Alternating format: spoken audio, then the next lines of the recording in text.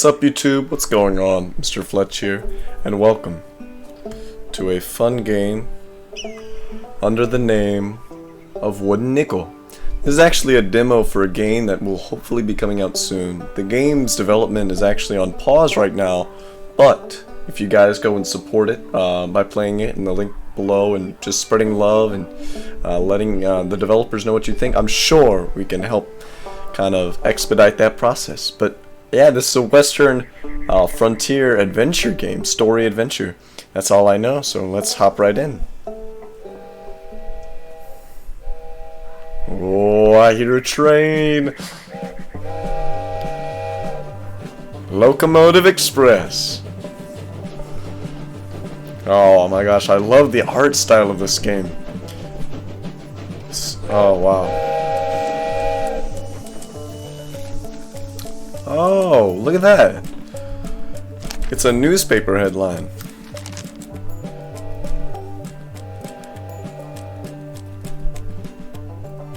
A stranger arrived in Wooden Nickel today from the far reaches of the East Coast with intent to lodge here for 1 week. He awaits the southbound train, resolved to try his fortune in those inhospitable lands. Though no others did alight before the train's departure, the editors of this paper are confident in the future and consequence of our great town.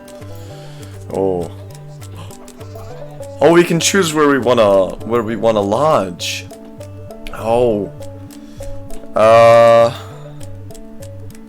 Okay. I mean, I'm not too fancy. Let's go with the boarding house. The Shepherd House. Early morning. Wow. Guys, this is beautiful. Oh my gosh.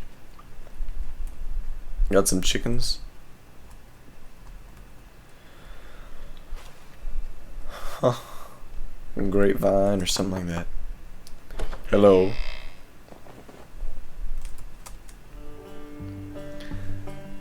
Good morning.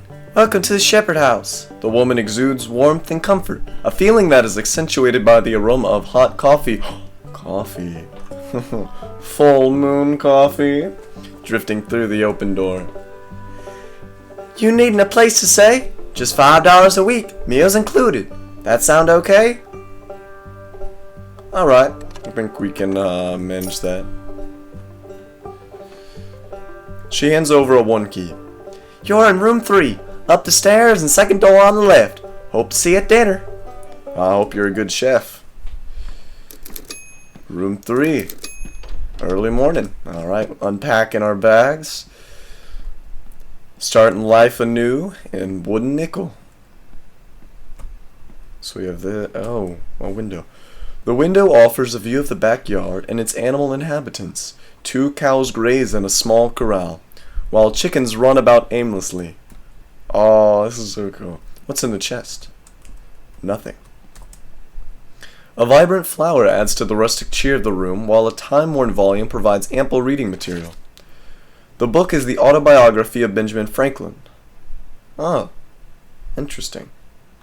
Now, I'm actually going to kind of spoil something. I actually did see one part of this, and it appears that the books that you can read are different, because the first time I tried to record this game, it was the Adventures of Robinson Crusoe. So this is actually kind of cool for me. The autobiography of Benjamin Franklin. Chapter 1. Ancestry and Early Youth in Boston. Ancestry and Early Youth in Boston. Twyford at the Bishop of St. Asaph's, 1771. Dear son, I have ever had pleasure in obtaining any little anecdotes of my ancestors. You may remember the inquiries I have made among the remains of my relations when you were with me in England, and the journey I undertook for that purpose, imagining it may be equally agreeable to you to know the circumstances of my life, many of which you are not yet acquainted with, and expecting the enjoyment of a week's uninterrupted leisure in my present country retirement, I sit down to write them for you, to which I have besides some other inducements. Having emerged from the poverty and obscurity in which I was born and bred, to a state of affluence and some degree of reputation in the world, and having gone so far through life with a considerable share of felicity, the conducing means I made use of, which, with the blessing of God, so well succeeded, my posterity may like to know, as they find some of them suitable to their own situations, and therefore fit to be imitated. That felicity, when I reflected on it, has induced me sometimes to say, that were it offered to my choice, I should have no objection to a repetition of the same life from its beginning, only asking the advantages authors have in a second edition to correct some faults of the first. So I might, besides correcting the faults, change some sinister accidents and events of it for others more favorable. But though this were denied, I should still accept the offer. Since such a repetition is not to be expected, the next thing most like living one's life over again seems to be a recollection of that life, and to make that recollection as durable as possible by putting it down in writing. Oh wow, this is cool. Very good writer. Alright, that's all, I guess, that's all we'll read right now. And now, I don't know, in the future, if you want to skip ahead, you're not a big fan of listening to my voice read, I'll put like a timestamp on the screen, like, where you can skip ahead.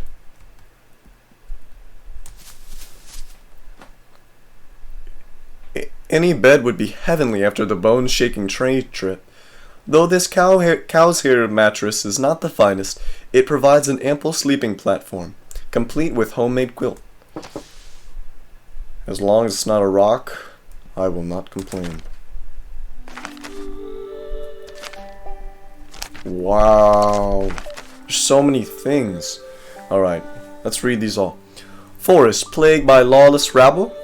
The pristine ponderosa pine-covered hillsides to the northeast of Wood Nickel have reportedly become the den of a band of ruffians and scoundrels. Let's see. Sheriff denounces suspected cattle rustlers. I'll round them up again if I have to, he says. Thunderbird found by local rancher. Oh, is that like, what are they called? Oh, can't think. Oh, cryptid. Yeah, cryptid. Enormous winged creature, reportedly shot in desert after pursuit on horseback. Ooh, Michiganites seek gold in hills. 2 young men, brothers, prospect in the hills north of Wood Nickel, seeking their fortune where so many in recent years have failed. Saloon. Imported liquors and a selection of bold cigars. Lunch served daily. Corner of Main and Hard Luck Streets. Let's see here. Judge deliberates cattle rustling case.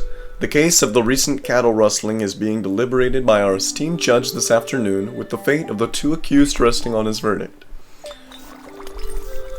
Wait, what? We get to go there?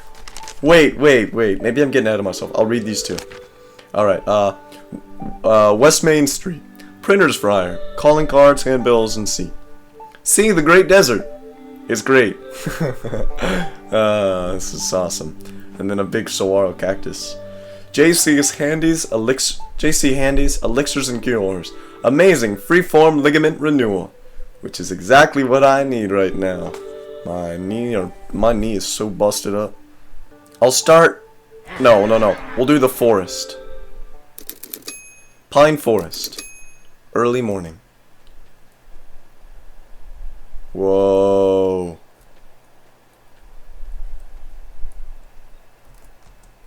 The ponderosa pine tree is majestic at nearly 200 feet tall, but its bark is dotted with several small holes at chest height. Bullet holes. Uh-oh. We gotta go. There's been a scuff here. I'm watching my back.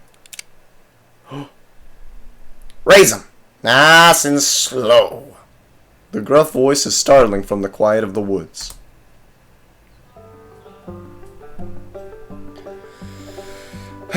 Man. The man's dirty hands brandishes a Colt pacemaker. He's got a gun. He makes a long-looking grin.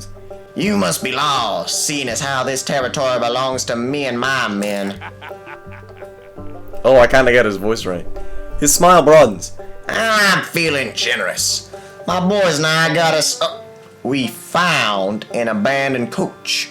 Folks lit out and left it loaded with all sorts of fine goods. You sell them for us, and I don't pull this trigger. With his gun, he gestures deeper into the forest. Well, it would appear I don't have much of a choice. Do I have to talk with you now? I can just walk away, yeah. Down the Old Deer Run is the stagecoach, half wrecked but still laden with crates and luggage. There is no sign of their rightful owners. Yeah, 'cause they got vamoosed by the other guys. Do we have a deal? I don't want this demo to end now. Yeah. Gun still raised, the outlaws grin as a trunk is hastily filled with valuables. Best not breathe a word about where you got these goods. Truth has consequences.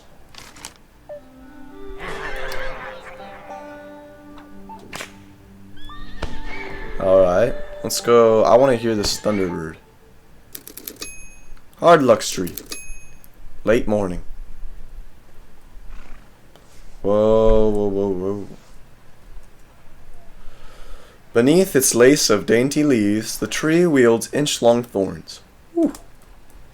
That's a mesquite then, probably. Yeah, I know very well about mesquite trees. The lean man stands brushing dust from his horse's hide, weariness evident in the stoop of his shoulders. Come to have a laugh at a loco cowman? Surprised the whole town ain't turned out by now. Sliding a Winchester across the pommel, he swings into the worn saddle and looks down. Anyway, I figure I should have known better. Stranger can't just blow into town and expect folks to believe a wild story. He muses to his horse. He turns suddenly, an intense sincerity in his blue eyes. But it ain't. It ain't a wild story. I'd show 'em too if they'd come. Oh, I don't know what to do.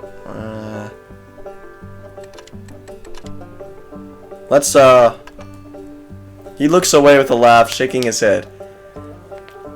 There I go again. Can't learn a thing. He reins his horse into the street and is gone in a moment, long before the dust settles.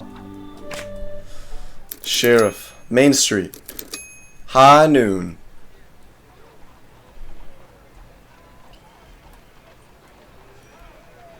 So we got some sort of commotion going on there.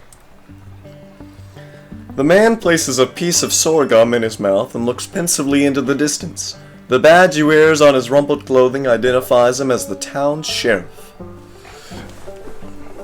Alright. Finally, he removes the sorghum. Afternoon, stranger. I'd stay away from this part of town for the next few hours. Some dangerous bandits are about to be turned loose. He chews the stalk thoughtfully. Come by my office tomorrow night. Might have a job for you. Tomorrow night. Okay, guys. Remember that. Tomorrow night. Okay, let's go in here. The sheriff gestures at the imposing doors. Don't recommend going in there. Too bad. Oh, well, looks like I can't. Let's just keep going down the line. Michiganite Seat Golden Hills. North Hills. Early afternoon. Ooh. A pile of bent and broken tools lie near the shabby mine entrance. Whoa. Two young brothers emerge from the dramatic rock formations.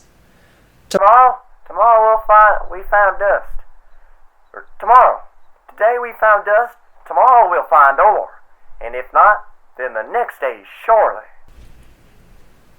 I mean, you might be telling the truth. The dirty canvas houses only the barest essentials. A couple of bedrolls, an upside-down crate used as a desk, tins of food, and sacks of dry goods. Alright, what do y'all have to say? The taller brother squints. Bonjour. I apologize, our eyes are still adjusted. We do not leave the mountains often, but I trust you are new in this area. The shorter brother drinks from a canteen. I hope you came by train. The 3-week stagecoach journey is unenviable.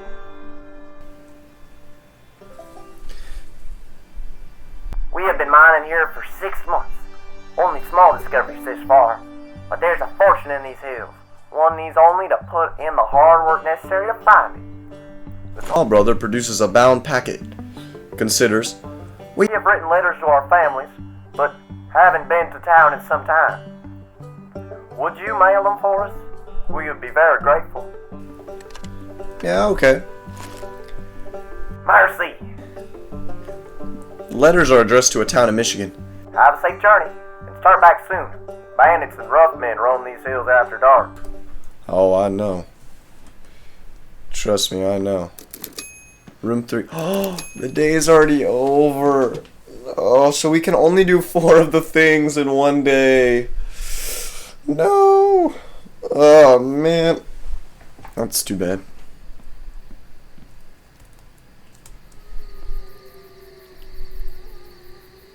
Various unseen nighttime critters have taken the place of the now sleeping farm animals.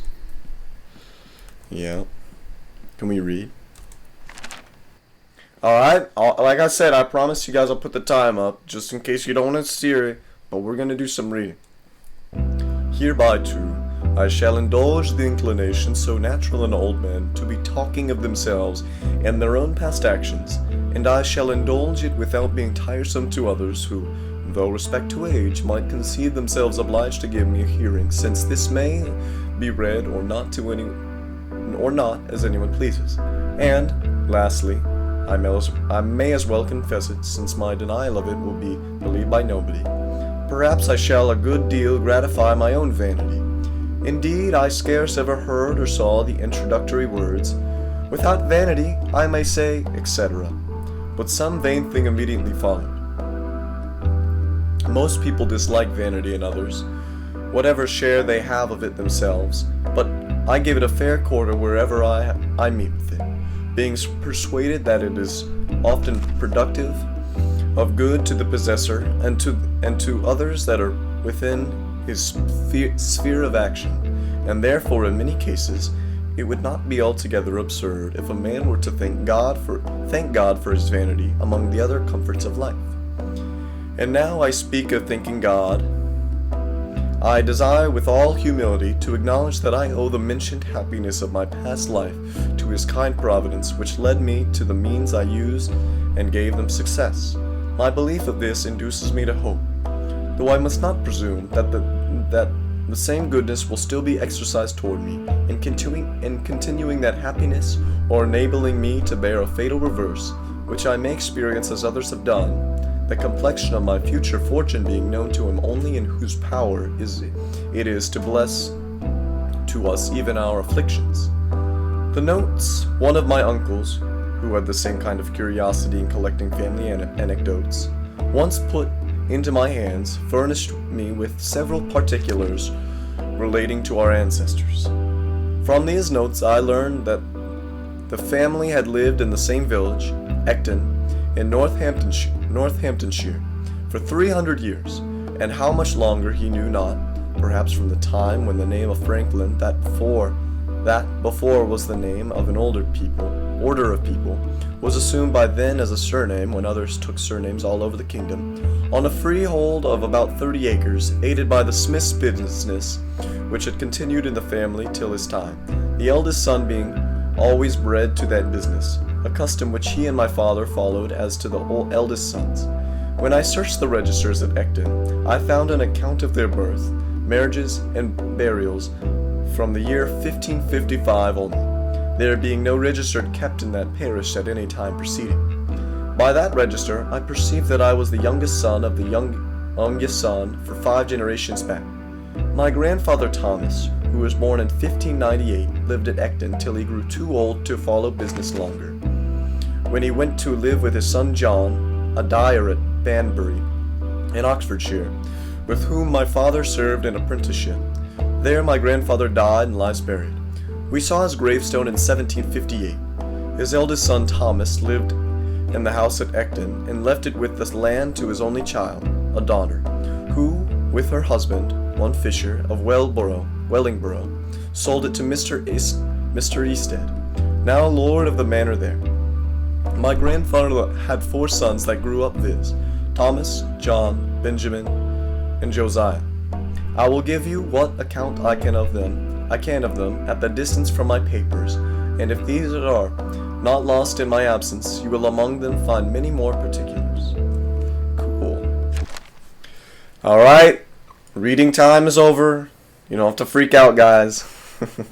I mean, not that you were, if you did enjoy. Don't worry, there'll be plenty more. Alright, time to go to bed. Oh, man, I'm really sore. Oh, another day. Alright, we'll read. Should we read? No, we'll save it for the nighttime. What's outside today?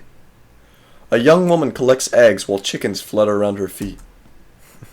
There's like something different every time you try, and that's what's just like, you want to do everything. I honestly think I'm going to have to come back to this game because there were so many things I missed on day 1. Not to mention, within all the things I did do, there's like 2 options to each decision.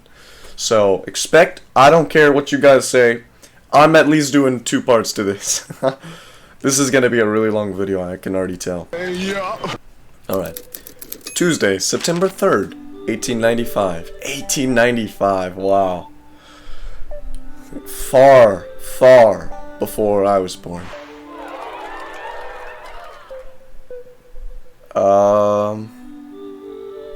Alright, so re-election campaign underway. Let's just go to the general store. I don't know. Alright, morning. Cool. Oh, here we go. The shelves are stocked with all manner of dry goods, tools, and necessaries. Yeah, this helped me learn my English. The proprietor, in his mid-50s, looks up from the clipboard in his hands with a soft smile. What can I get you?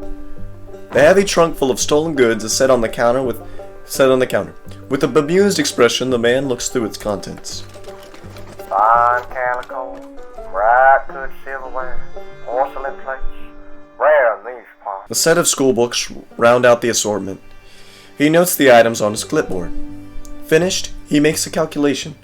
I'll give you $6 for the lot.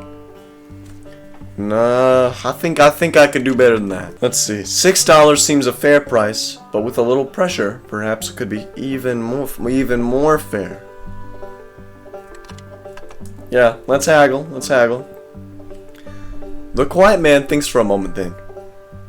$7. Now, watch this, guys. Watch this. This is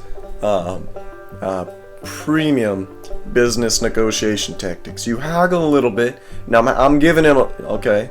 He's quiet. He thinks he's got me. I'm gonna show him I'm not backing down. I want the best he's willing to spare. With a small frown, the man consults his clipboard and makes a few marks. Okay. 8. See, now we accept it. If we keep haggling, he's gonna retract his business. But if we accept now, we've made like a, what is it? A common bond between the two of us. The proprietor takes the trunk behind the counter. 8 small gold dollars set in its place. Good doing business with you. And now we have a relationship if this guy ever pops up again. So $8. I know some of you guys are gonna be like, $8? What? You know, I'll put a Fletch in the future. Put I don't know, somewhere, a currency conversion from $8 from 1895. Or yeah, $8 for that matter. All right. The coin features the head of Lady Liberty. They are extremely small, but of great worth. Oh, I already have to go back. Oh, this was kind of cool though. So watch. I'm sure. Oh, it doesn't even. Oh no, there's so much to do. Mexican hogs. Mesquite stand. Yeah, it was. Early afternoon. Oh wow, it's already afternoon. Must have taken us a while to get out here. The javelina don't appear to welcome the approach of a stranger.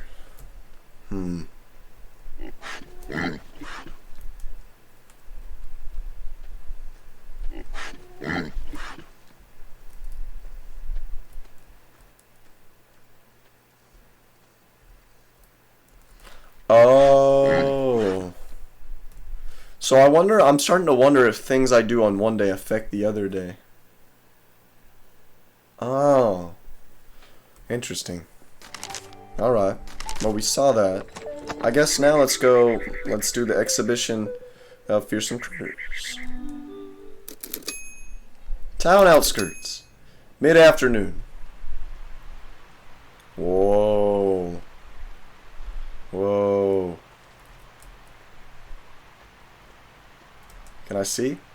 The wagon is draped in extravagant cloth, appearing almost to smirk through its coating of dust. At a gap in the cloth are just visible the letters H-A-N. A gaunt man in a top hat steps out, silk cape swirling lavishly over a silk waistcoat. Dust seems to have settled everywhere, but the greased mustache affixed to his lip. He rubs his hands, eyes glinting. Ah, a guest of impeccable curiosity, if I may be so bold. He bows extravagantly. Handy is the name. Oh, this is Jerichus Handy. Now, an honorable gentleman like yourself will surely forgive the insult, but I'm afraid there is one rather minor condition of admittance. He pauses to shake his head mournfully. It's the small matter of deposit. Fully reimbursed, I assure you. I want to see the jackalope. I want to see the jackalope.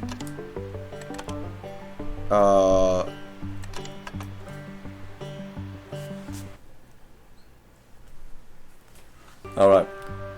Now. He raises his hands. Afraid I must insist.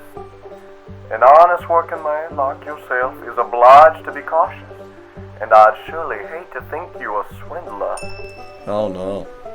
Pocketing an exorbitant sum, the man smiles grandly and throws open the side of the wagon to reveal an array of thoroughly impossible creatures. The cactus cat, spiny desert dweller.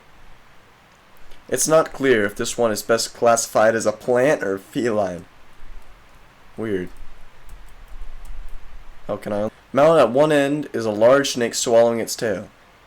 A plate beneath it reads, "The hoop snake. Few survive its deadly rolling attack." Beneath is added, "Donated in memory." Pardon my intrusion, but I believe you just handled that critter. The man rubs his chin. As per the agreed upon terms, I'm afraid your deposit is now forfeit. Now, don't argue. I am, after all, a generous man. He adds with an ingratiating grin. I would not send a visitor away empty-handed. However he may have offended my person. Wiping away what must have been a truly magnanimous tear, he presents the allegedly defiled hoop snake with a bow. May you someday walk an honest path. No, I didn't even get to... Guys, there's so much I haven't done. Alright, you guys know what time it is. Time to read. Thomas was bred a smith under his father, but, being ingenious and encouraged in learning, as all my brothers were, by an Esquire Palmer, then the principal gentleman in that parish, he qualified himself for the business of a scrivener. Becoming a considerable man in the country, was a chief mover of all public-spirited undertakings for the country or town of Northampton, and his own village, of which many instances were related to him, and much taken notice out of and patronized by the then Lord Halifax. He died in 1702, January 6th, old style, just 4 years to a day before I was born. The account we received of his life and the character from some old people at Ecton, I remember, struck you as something extraordinary, from its similarity to what you knew of mine. Had he died on the same day, you said, one might have supposed a transmigration. John was bred a dyer, I believe of woolens. Benjamin was bred a silk dyer, serving an apprenticeship at London. He was an ingenious man. I remember him well, for when I was a boy he came over to my father in Boston and lived in the house with us some years. He lived to a great age. His grandson, Samuel Franklin, now lives in Boston. He left behind 2 quarto volumes, MS, of his own poetry, consisting of a little occasional pieces addressed to his friends and relations, of which the following, sent to me, is a specimen. He had formed a shorthand of his own, which he taught me, but never practicing it, I have now forgotten. I was named after this uncle, there being a particular affection between him and my father. He was very pious, a great attender of sermons of the best preachers, which he took down in his shorthand, and had with him many volumes of them. He was also much of a politician, too much perhaps for his station. There fell lately into my hands, in London, a collection he had made of all the principal pamphlets relating to the public affairs from 1641 to 1717. Many of the volumes are wanting as appears by the numbering, but there still remain 8 volumes in folio, and 24 in quarto and in octavo. A dealer in old books met with them, and knowing me by sometimes buying of them, he brought them to me. It seems my uncle must have left them here when he went to America, which was about 50 years since. There are many of his notes in the margin. And that's gonna be all for tonight, guys. Alright, I guess we move on to day 3. We gotta check the window though. It's nearly a full moon. The corral lit brightly.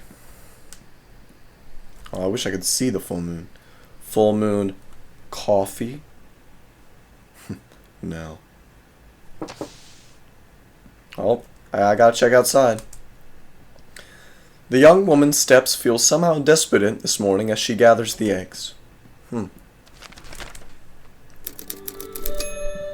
Oh my gosh, there's so much.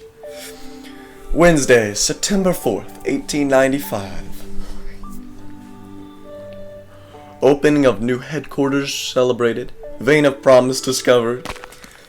Liquidation sale. Ponderosa pine. Do not disturb. Tenants, come armed. Apothecary. All ailments eased are cured. Eliza's copying and composition. Clerk wanted. Honorable judges required. Nondescript clerk. Ideal candidate. Strong arm. Flexible moral. Flexible morals. Local blacksmith recounts glory days. Public notice. Foreclosure of the residence. Oh. Let's go to the apothecary. The editors of this paper sincerely hope you enjoyed your trial issue, and that in the future you elect to become a regular subscriber, receiving daily the news and insights from our great town. Until then, you may continue browsing the day's headlines, or start your trial anew.